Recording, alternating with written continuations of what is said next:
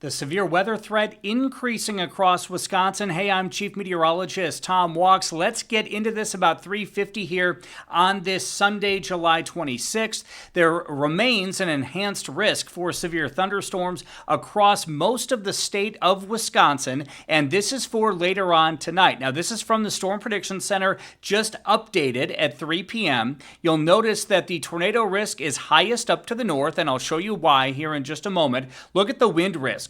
Significant. We could have very strong winds late tonight moving from northwest to southeast across the state of Wisconsin. Hail is certainly possible as well, especially up to the north. So what is going on right now? Let's take a look at this. We've had some clouds around southeastern Wisconsin, and it's been cooler near the lake today, near 90 inland, 80s near the lake. I'm not concerned about any of this cloud cover here. Look at the clearing up to the north, number one. Number two, you see this activity up here towards the top of your screen? That is the upper level storm system that is going to provide the lift for showers and thunderstorms. Now, right now, there's some cloud cover up there, not a whole lot going on as of yet. I'll switch over here as we take a look more at the radar. We'll see if that'll let me pop up here.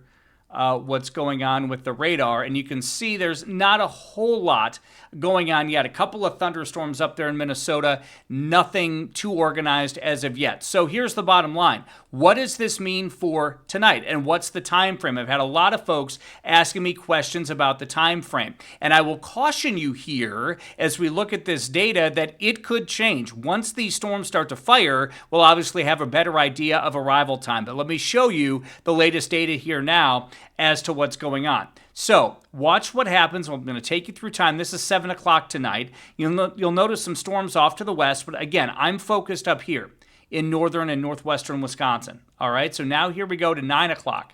Still not much. That's 10 o'clock, 11, midnight.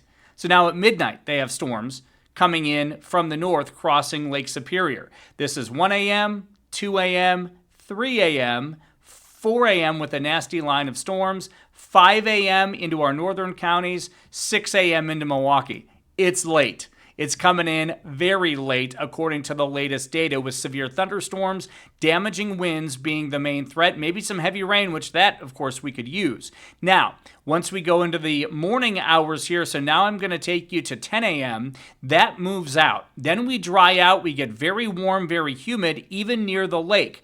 And what I don't like here is what the model is showing for a second trough of low pressure coming in Monday afternoon. We will be right on the edge of this in southeastern Wisconsin, but look at this. So now here we are at 3 p.m., 4 p.m. These are supercells. 5 p.m., so supercells over Milwaukee, let's say 3 to 7 p.m., something in that time frame. Tornadoes, wind, and hail possible should that verify. So that brings me to this, which is the day 2 severe weather outlook. So this is going to be for Monday. And notice how we're more on the edge of this, but we are in a tornado risk. We are in a wind and a hail risk as well. So I think from a tornadic or hail standpoint, I'm more concerned about Monday afternoon. But again, it's all going to depend on what happens with this system tonight. See what I mean? How fast does that get out of here? Does it come earlier than forecast? And that's going to be a question as well. And so I know a lot of you have asked about timing.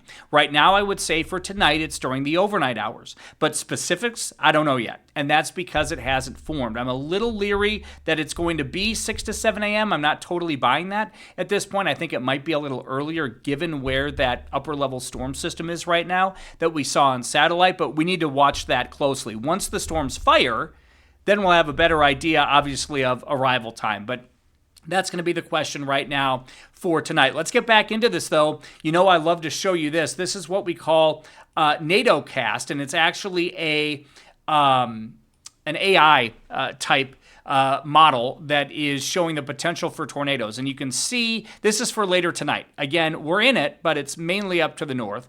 Now I'll take you to the wind, and I mean, much like the Storm Prediction Center, I mean, look at how we're highlighted in the wind. That's really concerning. I mean, if these storms get going overnight, we could have major wind coming on through and then hail as well. So that is for tonight. Now let me show you the tomorrow outlook. And that is showing a little bit of a tornado risk for us. And again, this is the wind in the middle. and the hail over there. So that just kind of gives you an idea.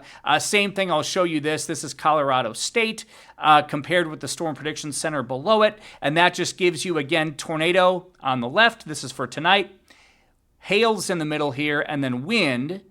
So you see it's a little less than the Storm Prediction Center is showing.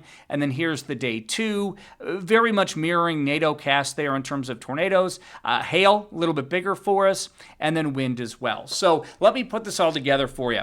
I think most of our evening tonight is quiet. All right, so we need to watch up to the north for that line formation, and it could be Lake Superior north.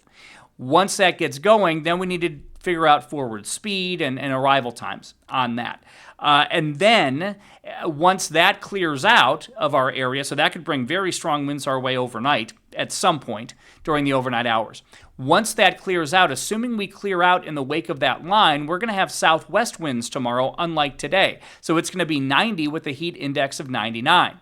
Then we have this secondary trough of low pressure and a little almost cold front coming through that's going to shift our wind around tomorrow night. And that is going to be the focal point for these supercell thunderstorms if they develop. That has me a bit more concerned on our Monday afternoon into the early evening hours. Once we get past that, we are dry on Tuesday, Wednesday, and Thursday. Thunderstorm chances come back in Thursday night. We will cool down as well starting on Tuesday. So bottom line is this: stay tuned for updates. Make sure to subscribe, follow on all the social media channels. I will keep you posted here throughout the night as well. And again, I think we'll have a better idea as these storms form, but what you need to know right now, the enhanced level 3 risk remains in place. Damaging winds, main threat tonight during the overnight hours, and then another threat on Monday afternoon. Stay tuned. Have a great night.